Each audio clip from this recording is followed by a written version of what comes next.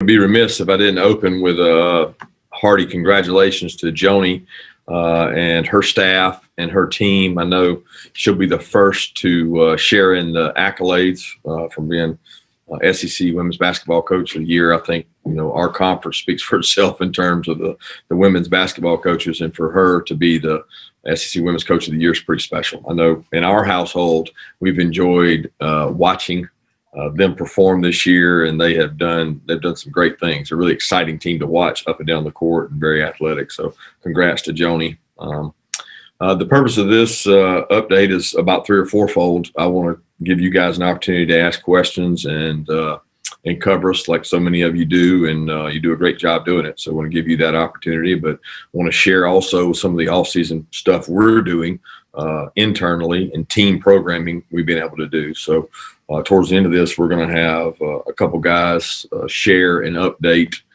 things going on with our team, programming from inside out. And I know Cortez is going to update with Dogs for Pups. So we'll follow Cortez up with Dell and Matt Luke also. So give you guys a chance to visit with those guys, which we don't get a lot of opportunities to do in our off season or really in season from a perspective of time wise. But a little bit things we've been doing. Team programming has been really big for us this off season. We've started some skull sessions that are really 15, 20-minute sessions, small incremental things that we've been doing with our players in small groups. And small groups work a lot better. You get to not be in a huge group. Obviously, COVID and the pandemic helped with small groups, but the guys have felt a greater connection, trying to define what our DNA is as a team, and we've been really intentional about that. The other thing we started doing from a team programming point of view is, Dr. Courtney Gay, our assistant AD for DEI, diversity, equity, and inclusion. She's done a tremendous job of programming, setting the standard for our players, but also our staff in terms of having speakers come in, having meetings with our players. She's done a tremendous job, and it's a new position that was just created, and along with Matt Stafford's gift that helped us move this needle forward with a lot of the social issues we incurred in the past. In the last year, it became more relevant, and for our team, the Dogs for Pups kind of spun out of those conversations we had last summer. And Dr. Courtney Gay has done a tremendous job of keeping that relevant and allowing our players to stay relevant and communicate with them. So she's done a great job, and so have our skull sessions, and our leaders in those groups have done a tremendous job. So after we follow up with questions, I know Cortez will want to visit with you guys about some of the initiatives and some of the things that Dogs for Pups has done. So with that, I'll open it up. All right, let's go to questions, and let's begin with Seth Emerson, and then we'll go to Chip Towers. Kirby, I guess a O-line question. Do you know, maybe Matt can speak to this, but I wasn't sure if we're talking to him or not, where, for instance, Jamari will start out in the spring? Is he a tackle or is he a guard like he was in the Peach Bowl? Warren McClendon, is he going to stay on the right or move to the left? What can you tell us about that at this point? Yeah, those are things that will come up throughout spring. Like I said, we're really focused on what's in between our ears right now, and not what our bench press is or what position we're going to play. Those things will play out based on what other guys can do or can't do. So Warren McClendon's development has to be at tackle because he's played tackle, right? But he played guard last year, 10-15% of his extra snaps, because you have to be able to play two positions. We've always asked him to be able to snap the ball and play center. So where they start probably will not matter as much as how they perform from a standpoint of leadership, toughness, composure, how the other guys play, what gives us the best five. So we're not really concerned with where they're starting at. Jamari obviously worked in at guard. He's got the ability to play guard. He's proven he can play tackle in the SEC at a high level. If we need him to do that, he can do it. If we need him to play inside, he'll be able to do that. But our focus really has not been on what position each guy's going to play, but more on how do we get the best out of each person.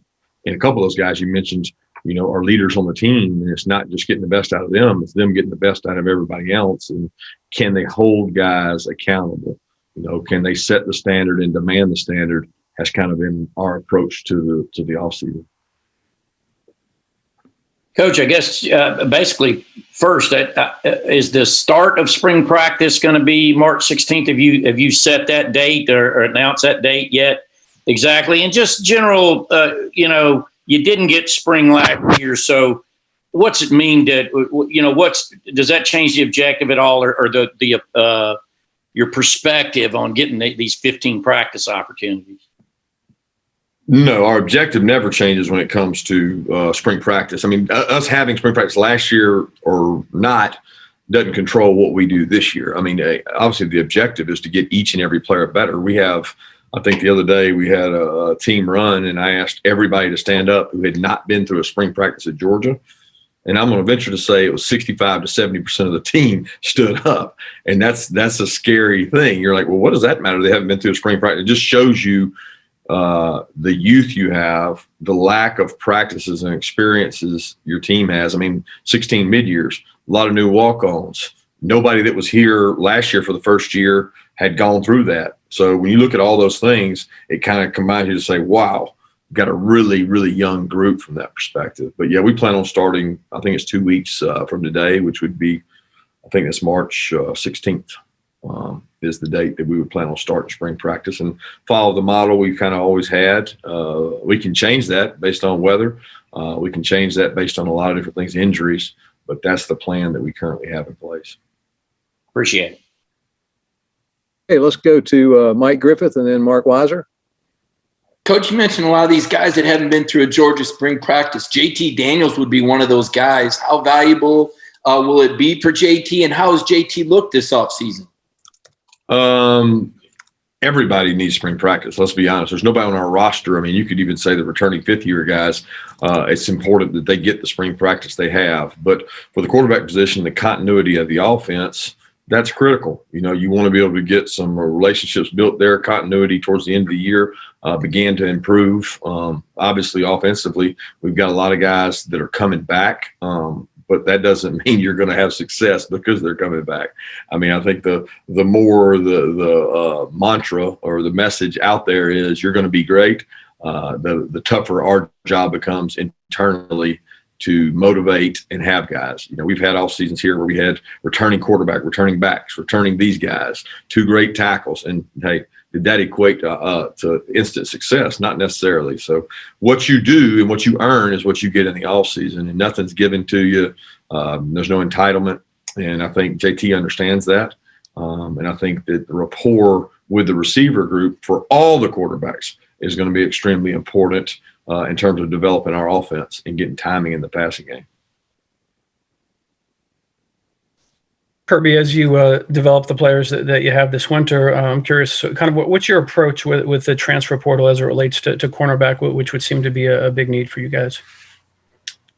I mean, the transfer portal hasn't changed for us. It's not the primary source of finding football players. I mean, we want to recruit, develop, and work to get the best football players we possibly can in here. I don't think the guys that come out of the portal have issues or problems. That's just not our normal protocol. It's not what we want to build our program based around. It's a need-based deal, and we have needs. Defensive back is a spot that we're thin at. We think we have very capable, good young players at the position. We don't have a lot of experience. So if you get an opportunity to gain experience, which we did the first year we were here. We got Mo Smith, and all of a sudden you got a player that makes your team better almost immediately. So we would not decline the ability to look at an option there. But I don't really know what you mean when you say that, because it's like philosophically, what are you looking for? Well, I mean, I want to coach the players we got, because that's the one thing I know that I can impact. I don't control the portal. I have no control over who goes in and who's in. So I'm focused on the players that we have, getting them better. Okay, let's go to Anthony Dasher and then Dean Legge. Hello, Coach. Just wondering if you had an update on Dominic Blaylock and Marcus Rosemary about how their recovery is going from their respective injuries. Yeah, both those young men are are running straight line, beginning to increase their workload. They're not working with us in our off-season conditioning program, meaning they're not in the actual drills. They have to work separate, but they are increasing speeds. Ron Corson and his staff do a tremendous job with those guys, and they're right on schedule for where they need to be. But again, I think everything for you guys is all about ability and and what this guy's going to do and what that guy's going to do. And I realize you're doing that for the fan base. I'm here to talk about what's between the ears matters way more than how fast they're running, what they're doing, or any of those things. Mm-hmm. And that mental side of things is the emphasis we have for this all season, because it's so much more important, the culture that's created, the programming in your organization to get the most out of your players than, who's playing left corner or right corner. Thanks, man. Hey, Kirby, I did want to, on that same topic, how can you tell that your off-season programming is rolling over onto the field? I mean, is that an immediate thing you see? Is that an immediate thing you see right away, spring practice 1, or are you 15 practices into it, or is it in August? No, it's on a continuum. I mean, it's never. You see it. You see what we're seeing. We see that we're getting results from the things we're committing time to. So you get what you demand. You get what you invest. So we're investing time in us. We're investing time in connection. You know what I mean? Like, connection is important. It was a very strange year for everybody in college football, where you had some kids on teams that, they had only been on Zooms their entire time and never been face to face with anybody. So the connection and the dialogue and the, what is my why? What is our why? And then demanding the standard has been a big topic of conversation for us. So you ask, how do you see that you're getting the results for that? It's every day in the sprints. It's every day. Every time something adverse happens, it's holding the guys accountable. So I'm not waiting on like practice 1 to see the effects of the stuff we're doing. I'm seeing the fruits of the labors when more guys are coming in on their own. To the guys are saying, hey, I want to go throw. Hey, I want to go work out extra. Hey, I want to go in there on Saturday. That culture is what you have to have in order to be elite, and that's what we're always working towards. Let's go to Jake Rowe and then Charles Odom. Kirby, kind of a big picture question here, and it kind of feeds into that whole mindset thing. Obviously, you guys you start every season with the goal of wanting to win it all. I guess that's the ultimate goal, and getting over the hump is a big deal. You have high expectations of yourself. Is that something that are you just focused on the process of there and everything will take care of itself? Or is that something that's constantly in the back of your mind, and you try to keep constantly in the players' minds that, yeah, that is the big goal, and you're trying to win a championship here? Does that get preached over and over, or is it something that you just focus more on what has to happen here and now in the process? Yeah, I don't think you can. You have to be careful that you make things just about that. I realize the standard of excellence that's been created here and the expectation. We never shy away from those expectations, but that's not going to get the end goal. The goal is to have a net sum gain of positive, and you're trying to constantly move people from like over here that might be on the negative side to the positive side, and then positive side bring more guys along. And as you do that, the end goal is that you get more results, that you're able to win championships. And we never shy away from that being our goal, but it's not something we have to talk about every day. Why would you talk about that every day?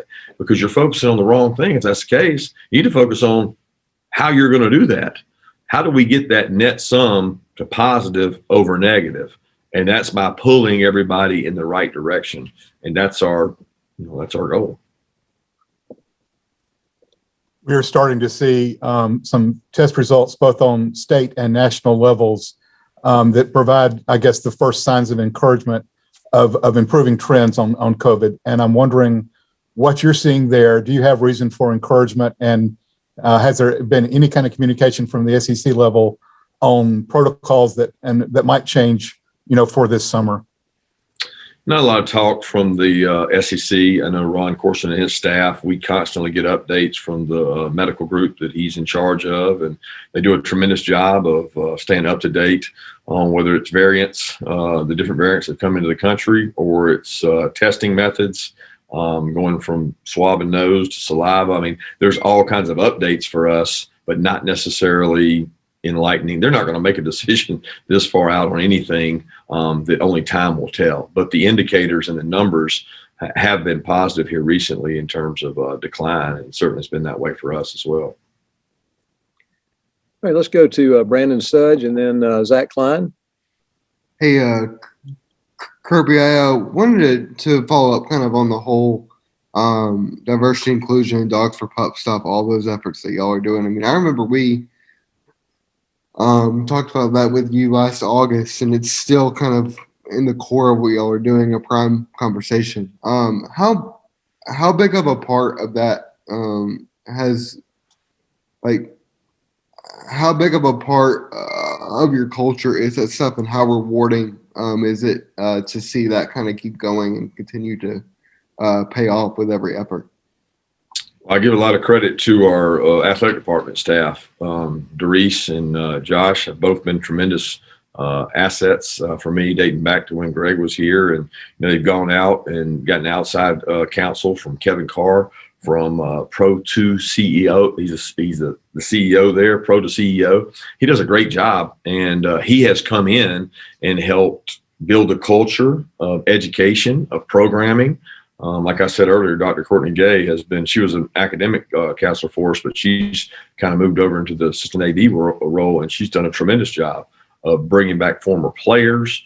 Our players enjoy hearing from former players. So if it's a Jonathan Ledbetter or DeAndre Walker that comes in, that immediately grabs our guys' attention, and making sure the conversation stays relevant. It was brought to my attention that a great word is incrementalism.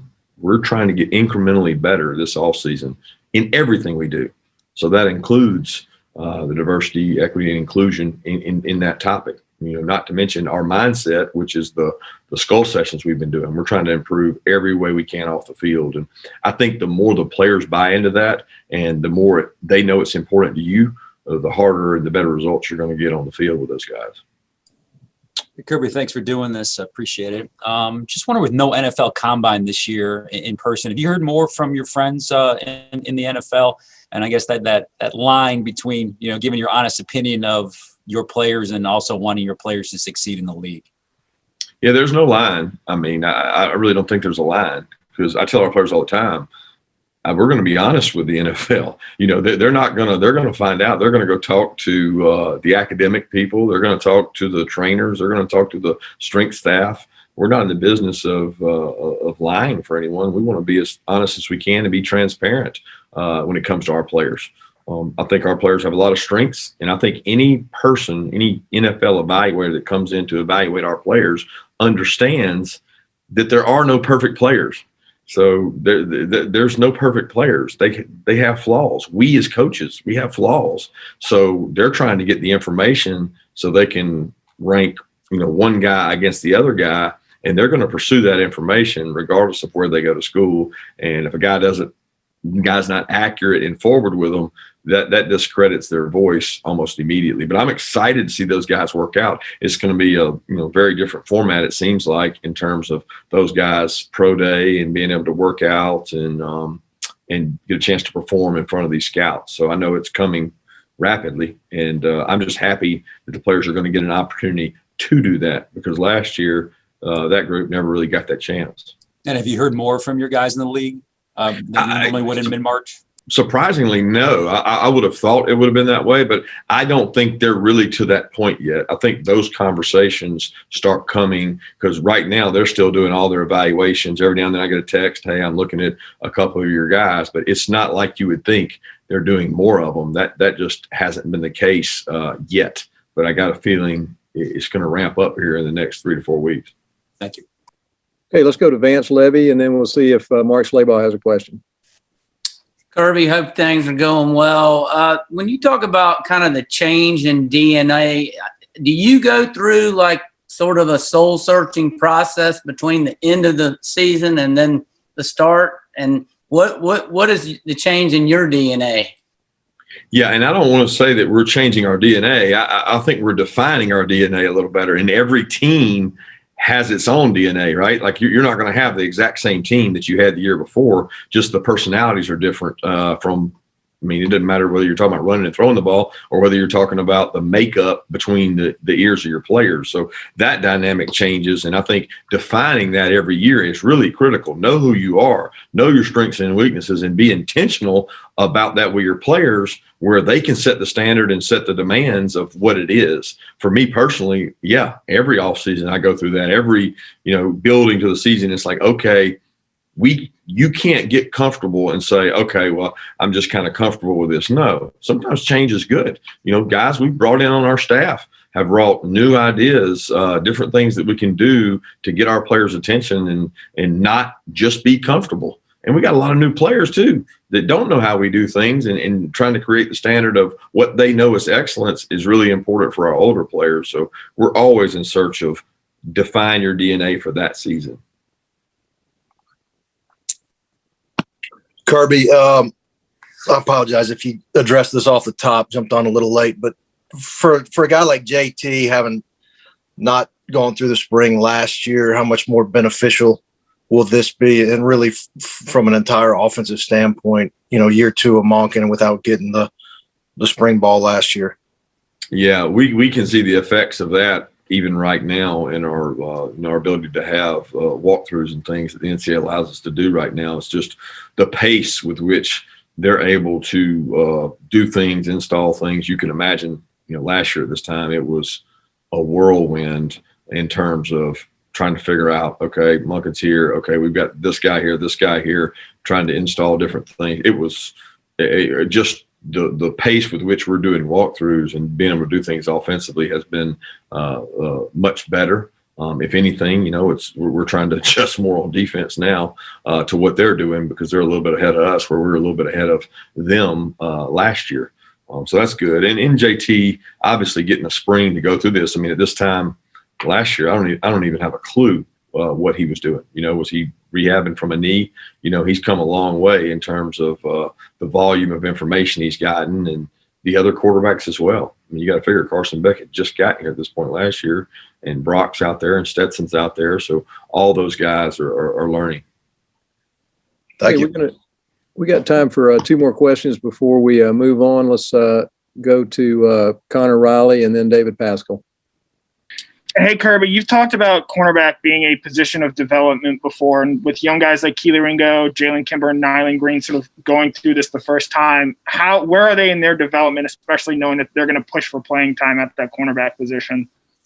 Yeah, the cornerback position is really completely open. So to name two guys is probably not the smart. I mean, we got a lot of guys that are going to be working at cornerback. Every guy on our team is a potential quarterback and cornerback right now because we're in search of finding guys that can play that position at a high level in a really tough. When you look across the SEC, the ability to throw the ball has gotten better and better and better, and those guys get exposed. We're one of the conferences that plays more man-to-man probably than anybody else. So you got to have guys out there that can function. So that position is up for grabs. There are no guys that are proven returning starters. And every guy is working hard to learn the techniques and the details that it takes to play winning football at that position. Kirby, I know Dash asked you earlier about a couple of receivers on the mend. With those two on top of, I guess you've had 4 enter the transfer portal, do you have enough receivers this spring to do the good on good that you'd like to get done? And if that's not a concern area, or is there a concern area that you may not have enough bodies to do the good on good that you want? No, receivers is not my concern in terms of practice reps and things. We're over our number of guys that you would have for what we call quota to have the kind of practices we have. DB is the concern there with the guys we've had leave, the guys that came out early, and then guys coming in. We've got 2 receivers that came in mid-year, so that's really helped our numbers there. We've also got some guys we signed last year we think are good football players. We got a good group there.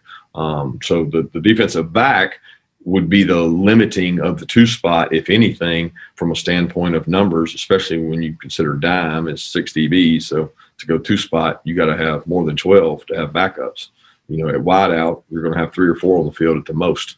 So we feel comfortable with the wide out depth we have. All right, we'll wrap up with Coach Smart, and then everyone stand by.